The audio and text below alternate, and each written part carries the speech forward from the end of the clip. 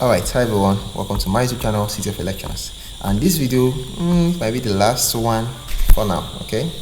So, we'll be dealing with Coulomb's law and electric field, okay?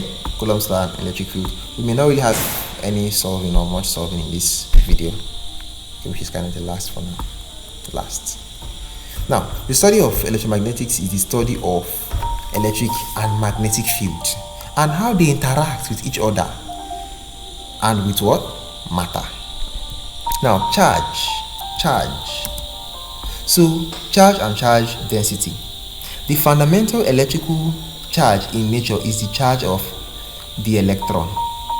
The fact that an electric charge, oh boy, the fact that an electric charge exists was known to the ancient Greeks, who knew that rubbing a piece of amber with fur or silk caused an attraction of particles such as feathers.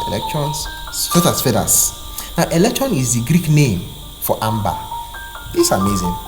So the Greek name for amber is electron. Okay. Now, the unit charge is called coulombs. Note that charge can be positive or negative. It may be distributed in space or concentrated in a small volume or a point. A charge that occupies a volume in space may be considered as a what? Point charge for analysis purposes. So that's for charge. Then when we say charge density, there are three types of charge densities. So we have line charge, surface charge, and volume charge density. Okay. So for line charge, we have this, just L here. Surface charge, same thing, but the difference is the symbol S. And for volume charge, the difference is the symbol M. Note that for line is just meter. Of course, charge, C charge, coulombs. Okay. Then for surface is meter square because you have 2 dimensions. For volume, you have 3 dimensions, so it's meters cube. Okay, so we have these expressions here. So the idea of Coulomb's law, okay, was gotten from an experiment. So it was an experiment obtained by Charles Augustin de Coulomb in 1785 that defines quantitatively the forces between 2 charges.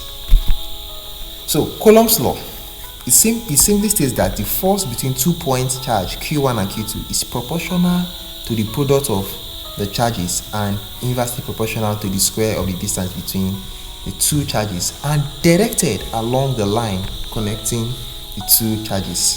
So in symbols, Coulomb's law is expressed as this. This explains all this, definition and terms like that. Okay?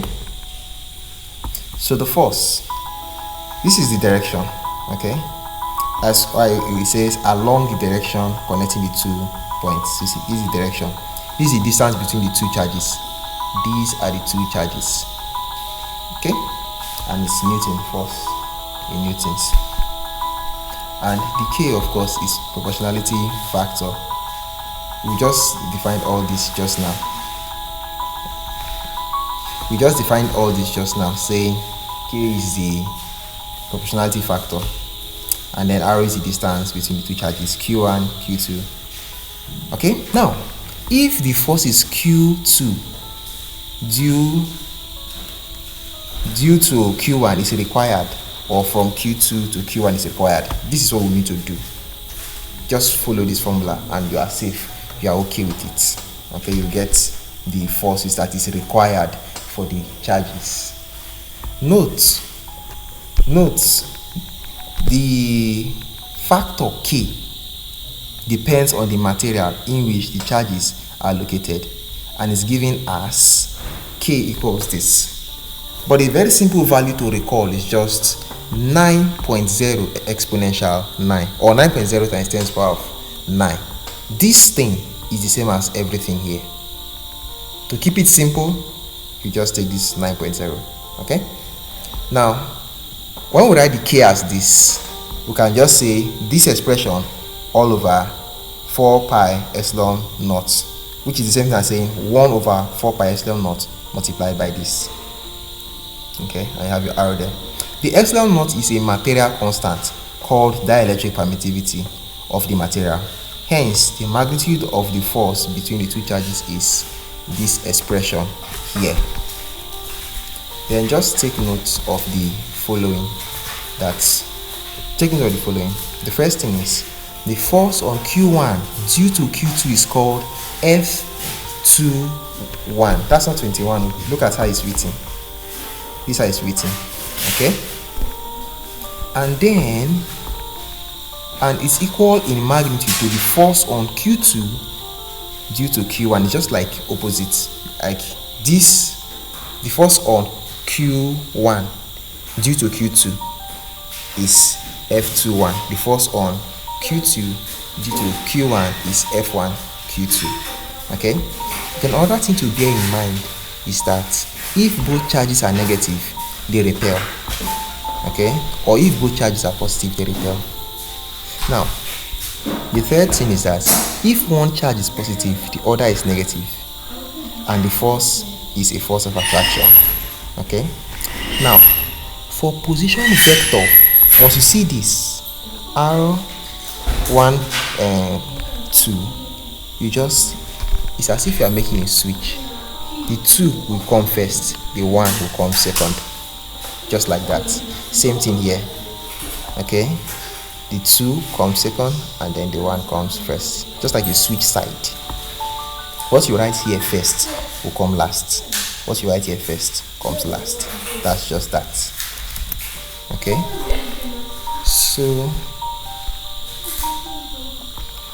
So hence, if we say F1 2, which is this, where you have arrow, you just put the 1 2 there, and the same thing here. Also, if you have 2 1, you just put 2 1 there, 2 1 there. That's just it.